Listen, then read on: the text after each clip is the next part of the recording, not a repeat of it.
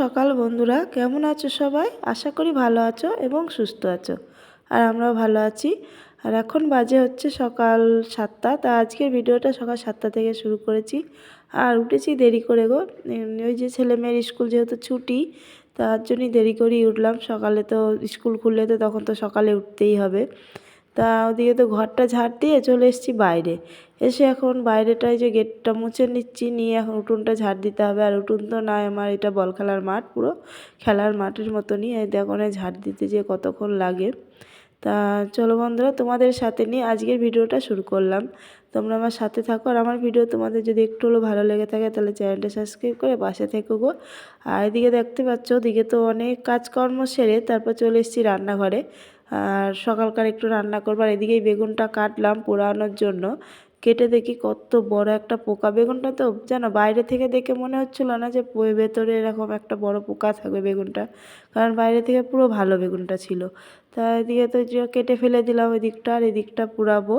আর সিদ্ধ ভাত বসিয়েছি, আলু সিদ্ধ দিয়ে ফেনা ফেনা ভাত বসিয়েছি। আর এদিকে বেগুন পোড়া হবে। আর শীতকাল মানেই তো বেগুন পোড়া, কারণ শীতে বেগুন পোড়া দিয়ে রুটি খেতে, বেগুন পোড়া ভাত দিয়ে খেতে কিন্তু দারুণ লাগে। তা দিয়ে শীত পাই, যে শীত শুরু মানে শীত যতদিন থাকবে ততদিন বেগুন পোড়া খেতেই হবে। তো এদিকে আমি যে বেগুনটা তেল দিয়ে দিলাম, মাখিয়ে নিয়ে এখন এই যে পোড়াতে দিয়ে দেবো, গ্যাসেই পোড়াবো। আর ওই যে ওই পাশে ভাত হচ্ছে। তা প্লিজ বন্ধুরা, তোমরা আমার ভিডিওটা পুরো দেখো, তোমাদের কাছে অনুরোধ। আর যদি একটু ভালো লাগে তা অবশ্যই আমার পাশে থেকো গো।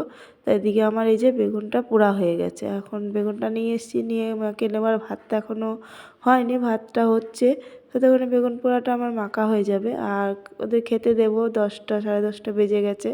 তাদেরকে খেতে দিতে হবে। খিদে মানে কী বলবো, সকালে সেই চা খেয়েছে, তারপর তো খিদে পায় না, অনেকটাই বেলা হয়ে গেছে। 10টার মধ্যে সাড়ে 10টা প্রায় বেজে গেছে। আর এদিকে আমার এই যে বেগুনটা মাখা হয়ে গেছে। এবার আমি হাঁড়িটা নামিয়ে নিয়ে আলু সিদ্ধটা মাখতে হবে।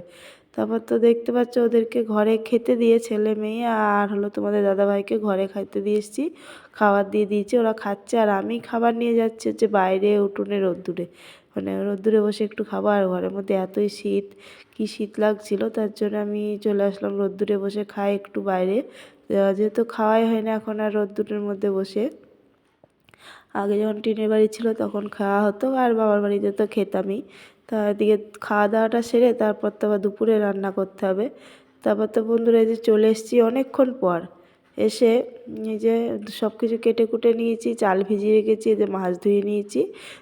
যে দুপুরকার রান্না করব বললাম। আর চলো দেখাই নি আর একবার কী কী রান্না হবে। হবে হচ্ছে এদিকে কাতলা মাছ, ওটা দেখালাম, ওটা হলো কাতলা মাছ দিয়ে ফুলকপি দিয়ে আলু দিয়ে টমেটো দিয়ে তরকারি হবে। আর হবে হচ্ছে পেঁয়াজ কলি আলু ভাজা আর বেগুন ভাজা, ব্যাস। এই দুটোই, আর কিছু না। হ্যাঁ, আগের দিনের একটু ডাল আছে, গরম করে নেব, এইটা দিয়েই হয়ে যাবে। আর এদিকে ভাত বসিয়েছি। আর এই পাশে একটু দুধ বসিয়েছি, কারণ এই যে রাত্রিবেলা একটু পিঠে করব, তার জন্য দুধ নিয়েছিলাম। তারপর তো এদিকে চলে এসেছি, দেখো রান্না শুরু করে দিয়েছি। এখন রান্নাটা সেরে নিই, আবার পরে গল্প করব। তা চলো বন্ধুরা, সাথে থেকেও কিন্তু সাথ ছেড়ে দিও না। চলো একসাথে সবাই পথ চলি।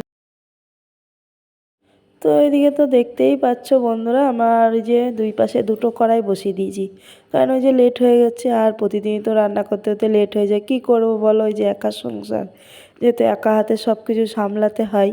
এত বড় বাড়ি, দুবার তিনবার রান্না করা, তার তার যে রান্না করা যে বাসন সে সমস্ত কাজই তো একা হাতে করতে হয়, ওর জন্য লেট হয়ে যায়। তাই এদিকে আমি এই যে পেঁয়াজ কলিটা ভেজে নিচ্ছি, আর এদিকে বেগুনটা আমার ভাজা হয়ে গেছে। আর পেঁয়াজ কলির মধ্যে একটু কালো জিরে আর কাঁচা লঙ্কা আর আলু আর পেঁয়াজ কলিটা দিয়ে ভেজে নিলাম। আর এই পাশে কড়াইয়ের মধ্যে আমি মাছ ভেজে নেব।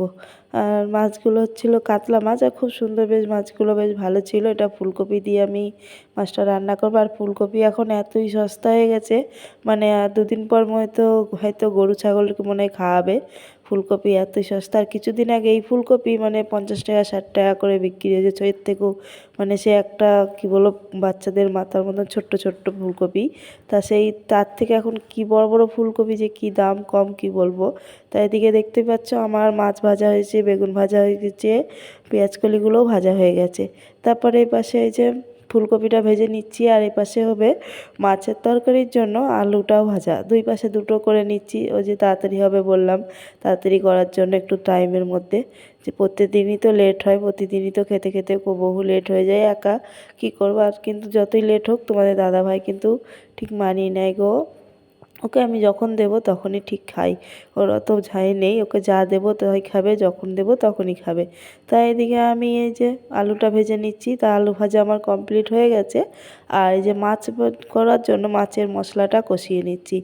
আর মাছের তরকারিটা আজকে সত্যি দারুণ হয়েছিল, ফুলকপি দিয়ে মাছের তরকারিটা। আর বেশি ঝোল করব না, ওটা একটু কষা কষায় রান্না করব। আর আগের দিনের একটু ডাল আছে, ডালটাও গরম করে নেব, এটা দিয়েই দুপুরবেলাটা আজকে হয়ে যাবে। আর রাত্রিবেলায় ওই যে বললাম পিঠে করব, তা রাত্রে রান্না সেরকম কিছু রাখবো না, কারণ রাতে যদি দুই একটা পিঠে খায় কেউ, আর ভাত কেউ খাবে না। কারণ এমনিতেও আমরা সন্ধ্যাবেলায় কিছু খেলে আর রাতে কিছু খেতে পারি না, কারণ ওই যে হাঁটাচলা যেহেতু কম হয়, ওর জন্য হজম শক্তিটাও কমে গেছে। তারপর দেখতেই পাচ্ছ আমার রান্না কমপ্লিট হয়ে গেছে। এই যে মাছের তরকারিটা কত সুন্দর কালার হয়েছে। আর মেয়ের জন্য হয়েছে ডিম ভাজা, আর মেয়ে খিচুড়ি খিচুড়ি করছিল, তাই যে মেয়ের জন্য একটু খিচুড়ি রান্না করে দিয়েছি। আর আমাদের এই যে বেগুন ভাজা আছে, আলু পেঁয়াজকলি ভাজা, ডাল, আর এই যে মাছের ঝোল। ব্যাস, ডালটা আগের দিনের এই যে গরম করে নিয়েছি, ব্যাস দুপুরে রান্না কমপ্লিট। তারপর তো বন্ধুরা এদিকে দেখতেই পাচ্ছ, এই যে আমরা খাওয়া দাওয়া করে বিকালবেলায় গিয়েছিলাম এই যে সরা কিনতে, মানে ছাঁচ কিনতে পিঠে বানানোর। তা এদিকে ছাঁচ কিনে নিয়ে এসে গীতা পাঠে গিয়ে বেরিয়েছিলাম, গিয়ে দেখলাম গীতা পাঠ শুরু হয়নি। তারপর তো চলে গেলাম ছাঁচ কিনতে। তা এখানে আমরা ছাঁচ কিনে নিয়ে বাড়ি যাচ্ছি, এই ছাঁচের পিঠেই করবো রাত্রিবেলায়। তা তিনজন এই যে কিনে নিয়ে বাড়ি যাই। আর দুটো ছাঁচ আমি নিয়েছিলাম, একটা ছোট একটা বড়, আর ওই দিদিটা আলাদা নিয়েছিল। তা এগুলো এখন নিয়ে যেয়ে রেখে দেবো, অনেক দিন হয়ে যাবে। এর আগেও আমি যখন টিনের বাড়ি ছিল তখন কিনেছিলাম, তারপর এতদিন চললো, তারপর ভেঙে গেছে। তারপর তো এদিকে দেখতে পাচ্ছ যে বাড়ি এসে এখন এগুলো আমি রেডি করে নেব, কারণ এটা রেডি করে এখন না রাখলে রাত্রিরে বানাতে পারবো না। কারণ এদিকে আবার গীতা পাঠ আছে, গীতা পাঠে বলে গেছে ওখানেও যেতে হবে একটু। তাই এই জন্যই এগুলো একটু রেডি করে রেখে তারপরে যাই। তাই কারণ গীতা পাঠে গেলে আস্তে আস্তে সন্ধ্যা হয়ে যাবে, তখন আর এটা করা হবে না। আর এই যে এর মধ্যে একটু মাটি দিয়ে দেবো, এটা ধুয়ে নিলাম।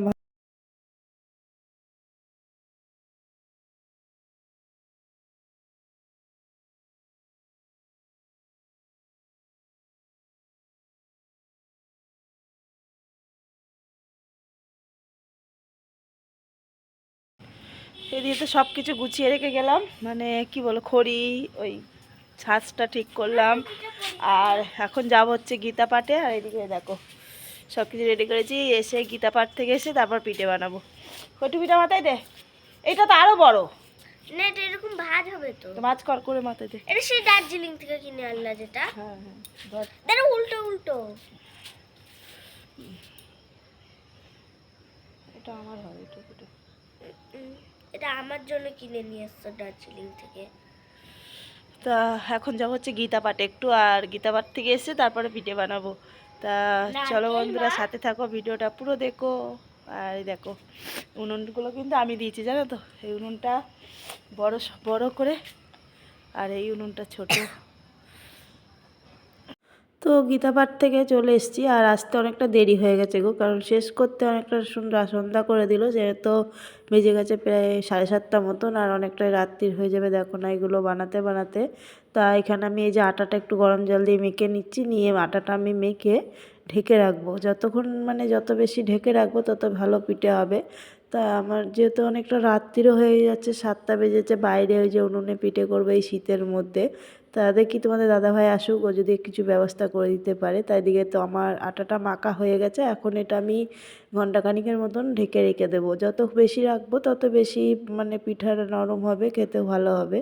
তা এদিকে যে রেখে দিলাম। আর এই দেখো তোমাদের দাদাভাই চলে এসছে, বললাম না ও আসুক। তা ও এসে আমাকে উপর দিয়ে একখানা তাবু বেঁধে দিয়েছিল, তা সেটা তোমাদেরকে দেখাতে ভুলে গেছি। এই যে দুই দিক দিয়ে লাঠি দেখছো, একটা তাবু বেঁধে দিয়েছিল উপরে। আর এদিকে উনুনটাও ও জেলে দিয়েছে, দিয়ে ওইদিকে ছাঁচটাও গরম করতে দিয়ে দিয়েছে, ও অনেক হেল্প করেছিল। তারপর এদিকে দেখো বসে পড়েছি পিঠে ভাজতে, প্রায় 8টা বেজে গেছে। জানি না কত রাত হবে। আমার এগুলো ভেজে আবার ওই যে পাশে বাড়ি দিদি, ওরটাও ভেজে দিতে হবে, ওনারও পিঠে ভেজে দিতে হবে একই দিনে।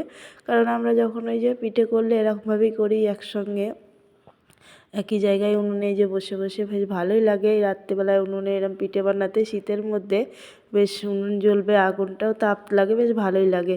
তাই এদিকে এই যে আমার তো পিঠেগুলো এই যে দেওয়া হয়ে গেছে, তুলে নিচ্ছি, হয়ে এসছে। তারপরে তো আর একটা হয়ে গেছে, মানে আর একটা খোলা তুলে নিলাম, এই যে আর একটা খোলা। তা এগুলো একটু ছোট ছোট, এগুলো ছোট ছাঁচ, একদমই ছোট ছাঁচ এটা। আর বড় ছাঁচটা তো আমি তুলে ধুয়ে দিলাম, ওটা যখন বড় উনুনে করব তখন বড় ছাঁচটার জন্য। আর এদিকে দেখতে পাচ্ছ আমার পিঠেগুলো কিন্তু বানানো হয়ে গেছে, অনেকটা বানিয়ে ধুয়ে দিয়েছি, দিয়ে এখন ওই যে ওই দিদিরটা বানিয়ে দিচ্ছি। তা এদিকে এই যে ওরটা এখন বানিয়ে দিচ্ছি। বেজে গেছে অনেকটাই রাত্রির, কারণ কি করব, বানাতে তো হবেই যেহেতু রেডি করেছি। তা আর ভালোই লাগে এই সমস্ত পিঠে বানাতে, আমার তো খুব ভালো লাগে পিঠে বানাতে। যদি পিঠে ওঠে তাহলে পিঠে ভালো লাগে বানাতে, আর যদি পিঠে না ওঠে না তখন তো মাথাটা খুবই গরম হয়ে যায়। মানে কি বলবো, মাঝে মধ্যে আমার সাথে এরম হয়, পিঠে ভালোভাবে হয় না। তারপর তো চলো বন্ধুরা, বেজে গেছে হচ্ছে রাত্রি 10টা, 10:30 মতন। তা আজকের মতন ভিডিওটা এখানেই শেষ করি। পরের দিন আসবো নতুন ভিডিও নিয়ে। ততক্ষণে সাথে থেকো, সুস্থ থেকো, ভালো থেকো, সাবধানে থেকো, টাটা। পরের দিন দেখা হচ্ছে নতুন ভিডিওর সাথে।